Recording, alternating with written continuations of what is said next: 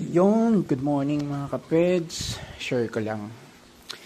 May bago tayong binibuild dito. Y-frame.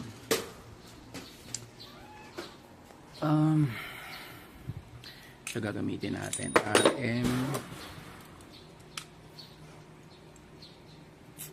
Tapos 4-inch mugs.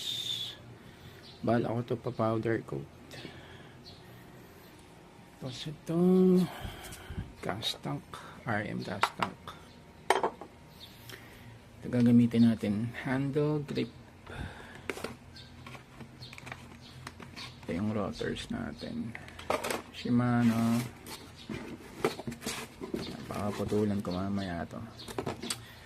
Bago mga gulong, Kenda 4-inch. Tapos small chain. Dati tayong naka big chain, try naman natin mag small chain. Sprocket. So combination natin dito 855